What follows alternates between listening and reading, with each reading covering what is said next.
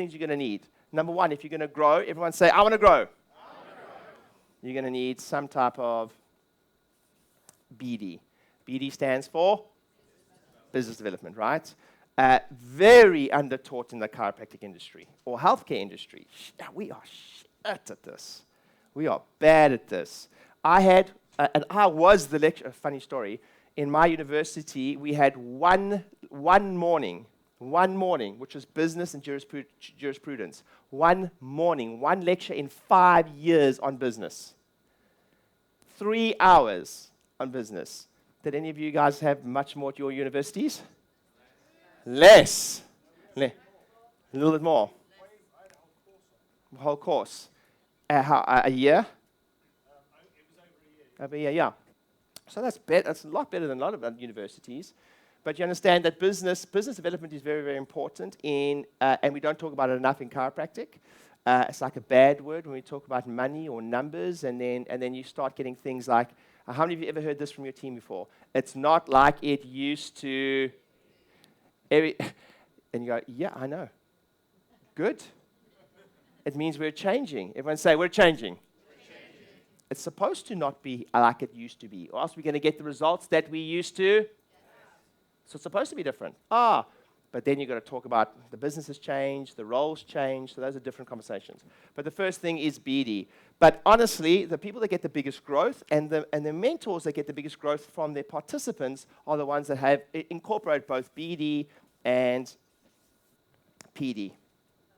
Yeah, which is personal development. So again, everything I'm teaching here, I hope you can model in your own business. So I'm teaching to you as delegates that I'm hoping to get the best out of you, to bring out more of your genius. But I know if you want to achieve big things, raise your hand and say, I.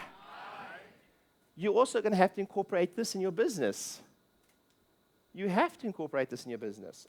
In some ways, I've been a bit slack on this in Halsa in the last year or two because I'm quite non-operational now. And we are missing a bit of fluffy in Halsa, a little bit, and unfortunately, I've got to get a little bit back in, etc. We've got a little bit more fluffy, and we've got some PD, and we've got to challenge things. You want the good news or the bad news? Okay. The good news is, the good news and the bad news, really, same thing. If you go heavy on PD with any of your teams, some people will jump out the pot. That's the bad news. The good news is, some people will jump out the good news and the bad news. If you go heavy on, you guys know that, hey, if you increase accountability, are your team going to like it? No, almost no one including me. Almost nobody likes accountability. Even no one wants to be measured all the time. And that's when you hear things like, oh, it's all about the numbers or the money. But it's not all about that. It's just one fraction of the business in that if anything wants to improve, if you want anything to improve, you have to measure it. It's not about that. It's just that's just the path to improvement. It's not the only path to improvement, but certainly BD and PD. Okay, next I've got a little. This is how when I first set out this going into consulting and coaching, if you will, I drew out this diagram. And it's like a bastardization of some of the people that I've worked with, and they had something very similar to this. But I thought about in the chiropractic context or in practice context, and then I really thought about it's really every single business. So in some way, shape, or form, you've got these different areas in your business that you've got to focus on. Again, a lot of it you'll see comes from some personal development. But number one, if you want to grow a business in some way, shape, or form, and this is in your notes, by the way, page number 11, you have to have some type of, what's the M stand for?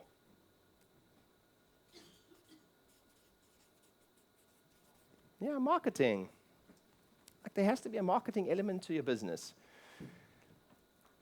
I'll probably help you the most here. It's less about the 100 new patient campaigns and more about the consistency. This is where I think most of the group are. How do we build in systems and structures to help us with consistency? Because we can all do the big campaigns. I've taught many of you it's a great screening, a great Facebook campaign, a great reactivation campaign.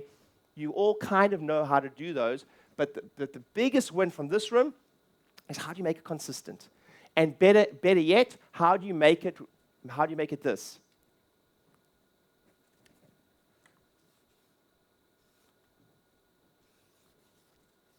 How do you make it that?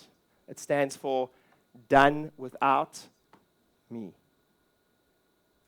How do you make it done without me? How do you make it done? I like to say, for me, a big litmus test. Am I going to do something? Should I do this thing? I've got multiple businesses, right? So now my biggest discipline is to say no. There's loads of opportunities for everyone in this room. Now my biggest discipline is like, no, like I've got loads of opportunities, but like I love what I do here. I make great money with what I do here, and I've got scale and I can keep growing. Great, let's keep doing this, right? Don't get you the shiny object syndrome. So now I often ask this, unless it's an opportunity that presents itself like this, done without Ryan. If it's an opportunity where it's like, oh, this is a DWR. Oh, okay, I might be interested in this. Like, but how much? And they always overplay it, by the way. Like, how much is done without you? But if it's a DWR, I'm like, oh, maybe I'll consider it. If it's if it's done with Ryan, actually, it could be both. Eh? If it's done with Ryan, I'm like, oh, well, I don't have much more capacity because I've got 2 young kids, I've got a family, I've got 3 businesses, and like that's just about all I can handle right now. And my recent coach I'm working with is really helping me. How do I continue on the path that I am with not much extra work? How many of you like to make a lot more money with not much extra work? Raise your hand and say, me. That's where I'm at, right? So I'm doing well. I don't need to.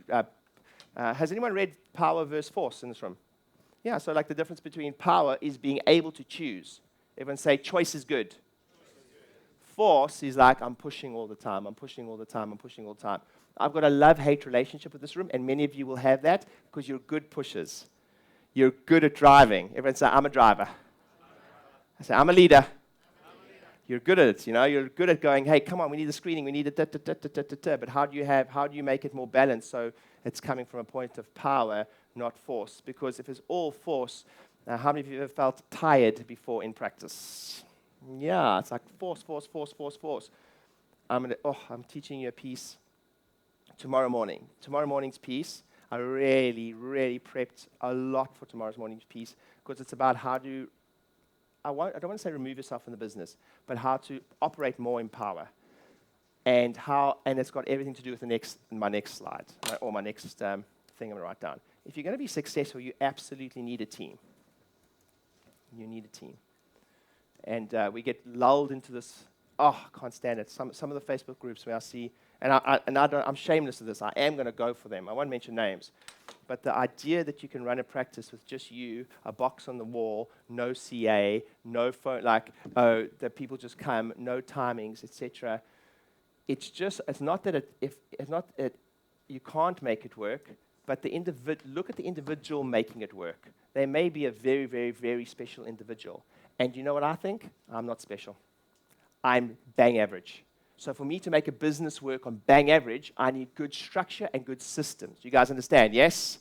That model that they're trying to sell you is on a star. I'm like, no, I'm not a star. I'm just, you guys understand the concept behind that, yes? I'm not saying talk yourself down. I'm saying if I have to run this as if I'm not a star, as if I'm not that talented, how would I run this business? Oh, it'd be different. I'd have to have team members here. I'd have to rely on structure. I'd rely on cadences. I certainly can't stand up there as the star and just magically make it work. Does it make sense? Yes? So if you're going to grow, you're going to have to need a team in some way, shape, or form. Virtual attendees, does that make sense? Give me a wave. Gabby, Peter, cool. You need a team in some way, shape, or form. Also, you need some type of thought about sales. Sales. The single biggest seat we do not have in a chiropractic business is a sales seat. So if you look at your org chart, we've got marketing. Every org chart should have a marketing, it should have accounting, it should have a sales seat. This was a big wake-up call for me. I was like, shit, because I went through the same systems that you're going through, right? Scaling Up by Vern Harnish, Gino Wickman's Traction, Dan Sullivan's stuff, and they all showed that there was always a sales seat. It was like, oh, it's not applicable. What's the first sentence I told you guys about? That won't work in my business. Oh, but that's not applicable in my business. We don't need a sales seat. It's like, shit, actually, like, if all the best businesses on the planet have a sales seat, like, what? And they're much smarter than me. then I should stop thinking so much and organize a sales seat. And it's both the most money I've lost and the most money I've made in the last quarter. Ben, who's now overseeing the marketing in Hulsa together with Dan, will tell you that the last quarter is all about having two dedicated salespeople on the phones. And we are now getting our lead to booking time. So our lead to booking stat at our scale, by the way, hundreds a week, is now at like close to 70%. I think the last one was 67%. That's like super high for us, 67%. I say that at scale, that's like 200 to 300 leads a week. So let me ask you this. How many of you in the room, and this is important that you put your hand up if you're not there, how many of you are not, either you don't know the number or you're not at close to 70% from lead to booking yet? Raise your hands. Cool. Everyone go like this? Go like this? Go cha-ching. You are going to make so much money from this weekend. You're done. You could close, you could put your, don't leave. But you could leave right now, and I promise you, you could easily add your inner circle fees paid for the next 10 years. Literally. But your growth comes from that one seat. Who's recently hired a sales seat or a telemarketing seat? Yeah? Or you have someone in the room that does it, yes? And then where's Wendy? Wendy, you've just done it. Wendy McLeod, you just hired a sales seat. We just hired 2 or 3 in our business. Is that someone's dedicated job to bang out the phones, bang out the leads, and he has an inconvenient truth for you. All the admin you think is happening at the front desk, it's not happening. You guys think the reminder calls are happening at the front desk? So the team members they are right. Okay. Let me ask this a different question. If it takes 7 to 10 phone calls for the average lead to be contacted, is each person getting phoned 7 to 10 times? Almost impossible. It's not a knock at the people at the front desk. It's a knock at, I have seldom seen admin sufficiently done just at the front desk at the same time if you don't dedicate the time for it in the business. So I'm actually fighting in your corner here. You understand that either it's a person or we need some admin shifts. You guys understand? I've seldom, if ever, seen those done. Some of you might have it down, and you might have some very efficient people in the business. But guess what? Here's another inconvenient truth. Everybody leaves. Everybody leaves. Everybody leaves.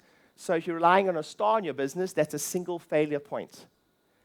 That's a challenge. That's a challenge.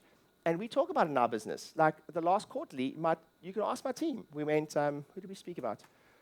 We spoke about one thing that has to happen regularly in my consulting business, and one person is doing 90% of it and has been doing 90% of it for a while, which means the rest of the team members are not learning it.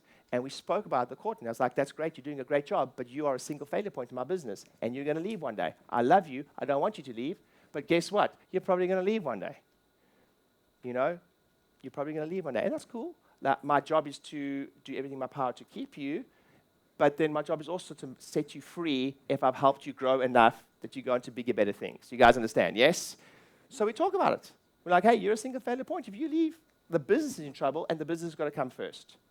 You guys understand, yes? So there's a different level of transparency there that most people just don't go there. But you walk away, and you're like, shit, if that person leaves, we're fucked.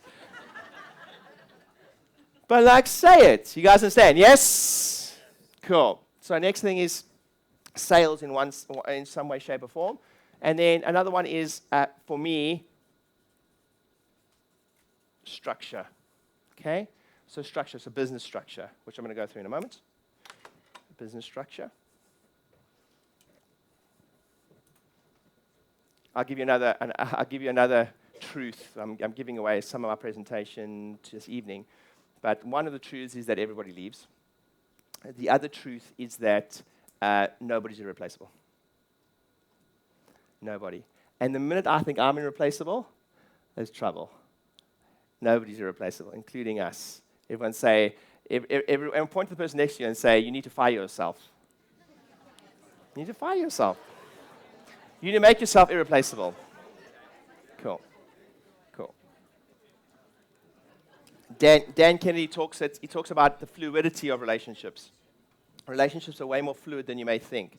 From team members in the room, are absolutely convinced the minute the feeling of I'm irreplaceable comes up in you, I think that's a challenge for you as a team member. even for team members, you'll ask my team, I teach them all the time, the key to success is replace yourself. The key to success is to aggressively disseminate the knowledge. Aggressively disseminate the knowledge. And I'll talk quite unashamedly here about this stuff. The inability to aggressively disseminate the knowledge comes as a self-protection mechanism, and it'll catch up with you eventually. Because you can't be as good as the collective. You can't be as good as collective. So eventually, it'll show up to you the bottleneck. And then you're like, oh shit! Now you've gone from the star to the problem.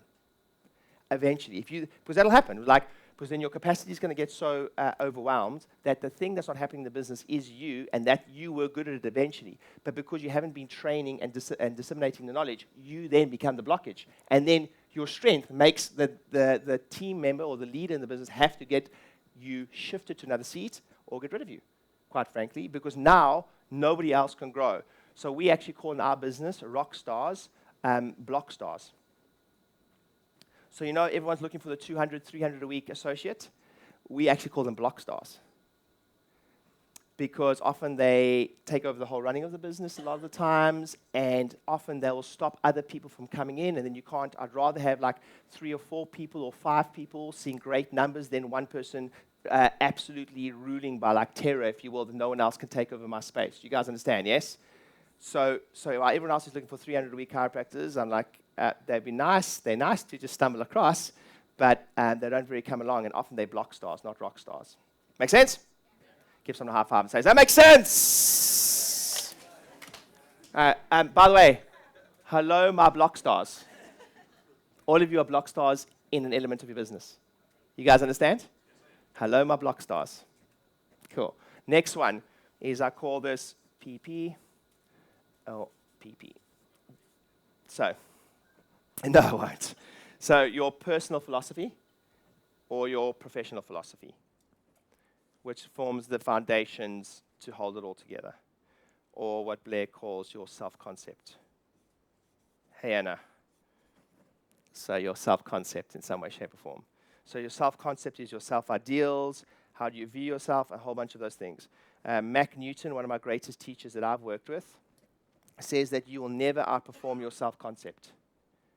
You will never outperform your self-concept, which is interesting, How do you feel about yourself? How do you, your self-ideals, those things. You'll never outperform your self-concept. So sometimes some of you are going to be good enough at a lot of these things, okay? But sometimes coming to this group, the biggest thing you're going to get is how do I work on self-concept, how to work on a personal philosophy, and then professional philosophy. This is not my space. There are way more people in the room that are way more eloquent and qualified to teach about this. But chiropractic philosophy is the bedrock of how, I remember someone from stage saying this once. Who practices in Germany? Danny. Yeah, I heard him on stage once, and I love this line. He said, you'd have to be an idiot not to put 2 and 2 together, that the people that read those type of books succeed more than the people that don't. And you're an idiot. And I remember sitting in the audience, I was like, oh shit, yeah, he's right. They all read those books and they get the better results. You'd have to be an idiot not to put 2 and 2 and 2. My opinions of it are irrelevant. Do you guys understand, yes? They're irrelevant. By the way, as a side note, who is arguably the most famous chiropractor in the world? Dead or alive? Yeah, BJ. Hello? BJ Palmer, right? Who created the most content? BJ Palmer. Who wrote the most books? The only reason that BJ's legacy lives on like he does. How many books? How many books? I mean, talk about absolute machine content creator. We're going to talk about content in a moment. There's no surprise that his legacy lives on, is because his content. How many green books? I mean, how many are there? There must be I don't even know. I mean, I know I don't own them all, but there's how many? There's 40 green books. Unprintable now. I mean, the content is just insane that someone actually wrote all that stuff. And I want to think about your legacy when it comes from a business perspective. It's going to come off the back of some content.